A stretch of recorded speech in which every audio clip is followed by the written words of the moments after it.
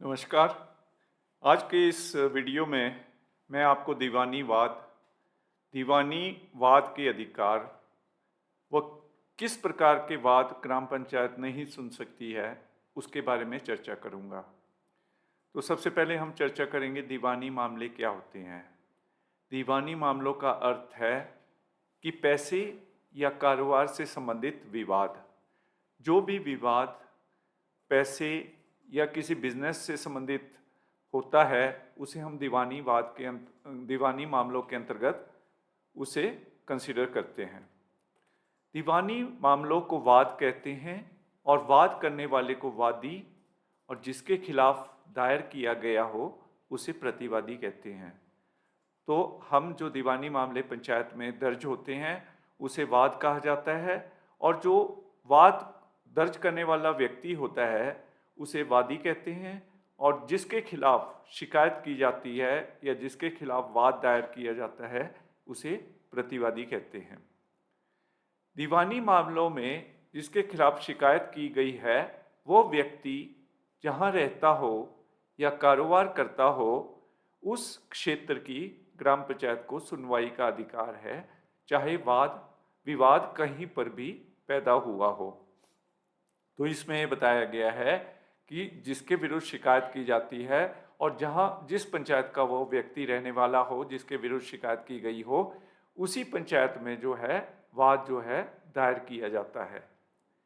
यदि किसी वाद में एक से ज़्यादा प्रतिवादी हो और वह विभिन्न ग्राम पंचायतों में रहते हों या कारोबार करते हों, तो उस दशा में वादी को यह अधिकार होगा कि उनमें से किसी भी एक पंचायत में वाद दायर कर सकता है और पंचायत उस वाद को सुन सकती है।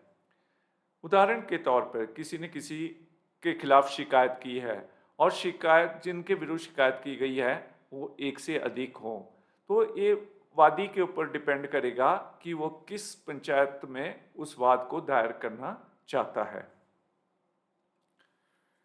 उदाहरण के द्वारा इसे हम समझ सकते हैं, जैसे कि श्यामलाल जो है ग्राम पंचायत चायल का रहने वाला है और उसकी कुछ जमीन ग्राम पंचायत सराहन में है। जमीन दूर होने के कारण उसने राम सिंह को जमीन आधे पर कमाने हेतु दी है तथा यह तय हुआ कि पैदावार में से आधा हिस्सा श्यामलाल को देगा या फिर उसके बदले पैसे देगा। जब फसल तैयार हुई तो श्यामलाल को राम सिंह ने पैसे नहीं दिए और वह मामला दर्ज करना चाहता है। ये मामला किस पंचायत में दर्ज होगा? तो यहाँ उदाहरण के द्वारा ये समझाया गया है कि श्यामलाल जो है वो ग्राम पंचायत चायल का रहने वाला है और उसकी कुछ ज़मीन जो है दूसरी पंचायत जो है ग्राम पंचायत सराहन में पड़ती है। तो ज़मीन दूर होने की वजह से उसने राम सिंह को वो ज़मीन आधे पर कमाने के लिए दी है, और उस द्वारा दोनों के बीच ये एग्रीमेंट हुआ था कि जो पैदावार होगी उसमें से आधा हिस्सा वो श्यामलाल को दे देगा, या फिर अगर वो आधा हिस्सा नहीं देता है तो उसके बदले में उतने पैसे वो श्यामलाल को दे देगा। जब फसल तैयार हो गई तो उसने श्यामलाल को ना तो पैसे दिए ना तो पैदावार का आधा हिस्सा दिया। तो ये मामला किस पंचायत में दर्ज होगा? अब श्यामलाल ग्राम पंचायत चायल का रहने वाला है और राम सिंह ग्राम पंचायत सराहन का रहने वाला है।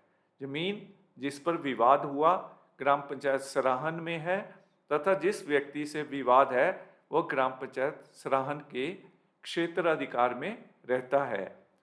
इसका कानूनी उत्तर है कि श्यामलाल को ग्राम पंचायत सराहन में मामला दर्ज करना होगा और ग्राम पंचायत चायल जहाँ का वह रहने वाला है को सुनवाई करने का अधिकार नहीं है। निवासी कहीं का भी हो, जमीन जिस पंचायत में है मुकदमा भी उसी पंचायत में चलेगा। तो इसका यहाँ पे ये उत्तर बताया गया है कि श्यामलाल जो था वो ग्राम पंचायत चायल का रहने वाला था और राम सिंह जो था वो ग्राम पंचायत सराहन का रहने वाला था, और जमीन जिस पर विवाद हुआ वो ग्राम पंचायत सराहन में स्थित थी, और जिस व्यक्ति से विवाद हुआ वो भी ग्राम पंचायत सराहन का रहने वाला था। तो इसलिए श्यामलाल को जो है वो मामला ग्राम पंचायत सराहन में दर्ज करना होगा, और जहाँ का वो रहने वाला है उस पंचायत यानी कि ग्राम पंचायत चायल को उस मामले की सुनवाई का अधिकार नहीं है। तो इसमें यह बताया गया है कि निवासी कहीं का भी हो, जमीन जिस पंचायत में है, मुकदमा भी उसी पंचायत में चलेगा। अब हम चर्चा करेंगे दीवानी वाद तथा दीवानी वाद के अधिकार। इसमें यह बताया गया है कि हिमाचल प्रदेश पंचायती राज अधिनियम 1994 की धारा 41 के अंतर्गत ग्राम पंचायत 2000 तक रुपए तक के मूल्य के निम्नलिखित दीवानी वाद सुन सकती है। तो ग्राम पंचायत जो है, जो लेन देन संबंधी या कारोबार पैसे से संबंधित जो भी मामले होते हैं, उसमें ग्राम पंचायत के जो पावर्स हैं वो 2000 रुपये तक के मूल्य की ही है।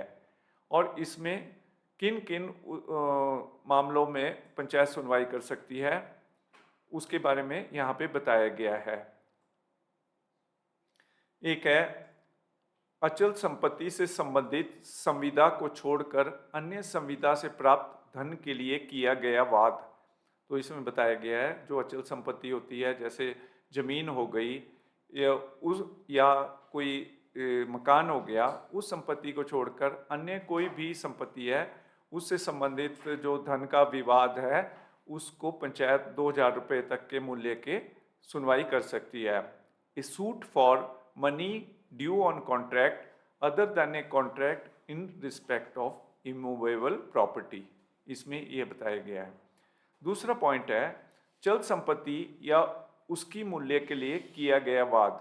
चल संपत्ति हुई जैसे कोई किसी ने किसी को अनाज बेच दिया या घास बेच दिया, लकड़ी बेच दी, जिसको चल संपत्ति वो संपत्ति होती है जिसको एक स्थान से दूसरे स्थान ले जाया जा सकता है। यदि उस संपत्ति के ऊपर कोई विवाद होता है तो उसकी सुनवाई भी पंचायत कर सकती है। फिर तीसरा है किसी संपत्ति को हानि पहुंचाने पर हानि की पूर्ति के लिए वाद। मान लो किसी ने किसी का कोई नुकसान कर दिया, तोड़फोड़ कर दी, तो उस संपत्ति की हानि जो पहुंचाई गई है उस हानि की पूर्ति के लिए भी पंचायत में मामला दर्ज किया जा सकता है। चौथा पॉइंट है पशुओं के अनाधिकार प्रवेश में की गई क्षति के लिए किया गया वाद। किसी ने कोई अपने गाय, बैल, बकरी छोड़ दी और दूसरों की फसल को उसने उजाड़ दिया, तो वो जो अनाधिकृत प्रवेश से उस दूसरे व्यक्ति की संपत्ति को हानि पहुंची है, तो उस मामले में वाद जो है ग्राम पंचायत में दायर किया जा सकता है। और लास्ट है हिमाचल प्रदेश काश्तकार और भूमि सुधार अधिनियम 1972 की धारा 58(3) के खंड ख और झ के अधीन लगान की वसूली के लिए किया गया वाद। तो लगान की वसूली के लिए भी यदि कोई वाद हो जाता है तो उसकी सुनवाई भी ग्राम पंचायत कर सकती है। इसके बाद हम अगले उसके विषय के बारे में चर्चा करेंगे। यदि किसी वाद में दोनों पक्ष लिखित इकरारनामा के आधार पर इस बात पर सहमत हो कि वह उस वाद का निर्णय ग्राम पंचायत से करवाएंगे, तो ग्राम पंचायत धारा 42 के अंतर्गत किसी भी मूल्य का वाद सुन सकती है। इसके लिए दोनों पक्षों के बीच इकरारनामा या शपथ पत्र होना चाहिए। तो यदि यहाँ पे दिया गया है जो पिछली धारा में बताया गया था कि केवल पंचायत को 2000 रुपये तक के मूल्य के वाद सुनने का ही अधिकार है, परंतु यदि दोनों पक्ष लिखित इकरारनामे के द्वारा पंचायत से फैसला चाहते हैं और वो इसके लिए रिटन एग्रीमेंट करते हैं या शपथ पत्र ओथ फॉर्म देते हैं जिसमें वो मानते हैं कि हम दोनों अपना फैसला पंचायत से ही करवाना चाहते हैं, तो पंचायत कितनी भी राशि जिसका मूल्य 2000 से अधिक भी हो सकता है उसकी भी सुनवाई कर सकती है। फिर हिमाचल प्रदेश पंचायती राज अधिनियम 1994 की धारा 44 के अंतर्गत निम्नलिखित प्रकार के वाद ग्राम पंचायत नहीं सुन सकती है। तो कौन कौन से वाद हैं जिनकी सुनवाई का अधिकार ग्राम पंचायत को नहीं है? तो वो पहला है किसी वसीयत के अधीन संपत्ति या उसके भाग के लिए या वसीयत न होने की दशा में विरासत से उत्पन्न वाद। यदि किसी ने विरासत के अधीन कोई संपत्ति छोड़ी है या उसका भाग जो है, जो बंटवारा किया गया है, उसमें कोई विवाद उत्पन्न होता है तो उसकी सुनवाई का अधिकार ग्राम पंचायत को नहीं है। किसी साझेदारी के लेखों में बकाया के लिए किया गया वाद।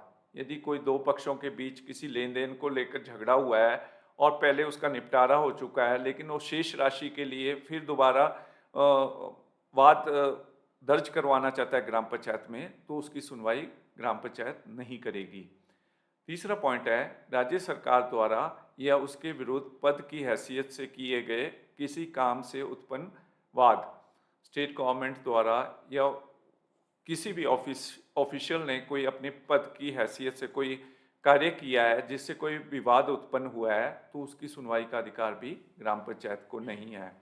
और लास्ट में, किसी नाबालिग द्वारा या उसके विरुद्ध किया गया वाद।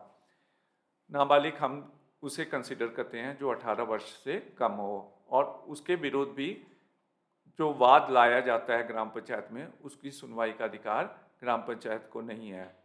तो आज के इस वीडियो में केवल इतना ही, शेष हम आगामी वीडियो में चर्चा करेंगे। धन्यवाद।